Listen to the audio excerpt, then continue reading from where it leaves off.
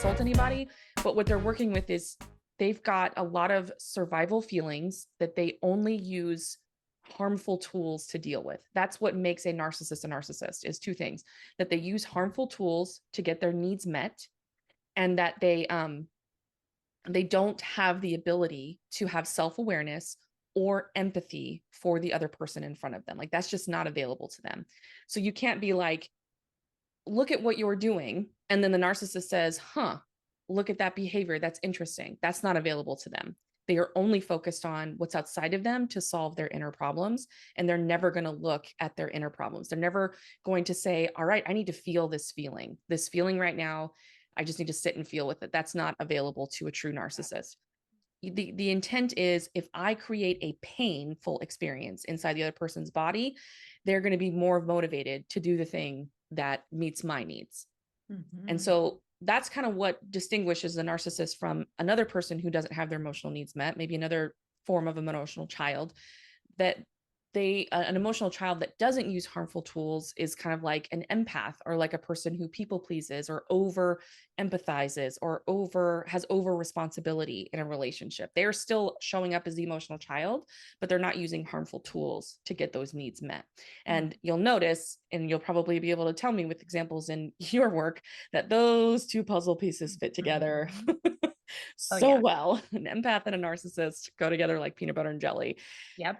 And it's really a dynamic, right? It's just back and forth. They're both in the dynamic of, I have this emotional need, or I'm in emotional pain, and it's up to something outside of me to get that pain solved, to get that need met. We talked a little bit about the emotional awareness and also the importance of recognizing the internal dialogue.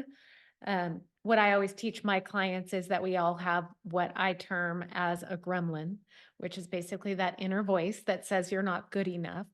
And we all have it, whether we have a narcissist in our life or not, and it changes shape. It's a shape shifter, right?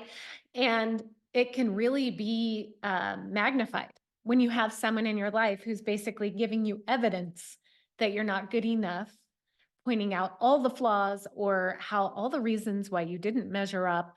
It can really make that inner voice be stronger. That's why it's so important to just be aware of your internal dialogue. So I'll recommend to my clients either journaling, or what we do on our calls is talk about it, getting it out so that they can start to recognize those patterns of thoughts that keep coming up and learn how to really look at it objectively.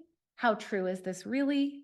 Is this something I really want to continue to believe? What's the impact that this thought that I'm having about myself having on me and how I feel and how I show up in my life? And what else can I believe that's equally true for me that doesn't feel so heavy? If you're in a situation where you have a narc parent, it's so likely you're going to find the narc at your school or in your social circle and draw them to you, because that familiarity is like a filter, and it's just going to filter all the healthy ones out and bring you all the toxic ones. So it's just, I would expect it, honestly. It's like that common. So if you find your child is in that situation, obviously, if you try to control it, it's going to backfire, right? So that, at least in my opinion, if you try to say, no, you can't see that person, no, I'm going to, like, it's probably going to backfire. Obviously, have boundaries. We can definitely have boundaries and talk about that. These are the expectations in our home. This is what, all the things you can decide there. But that curiosity, because they're going to be in a lot of pain. And what's really interesting about those relationships is that now that I'm an adult and I can look back on myself at that time, I can see, oh, I was just like, my brain was just using that relationship to process through what I couldn't face at home, what I didn't have the ability to question or process through at home.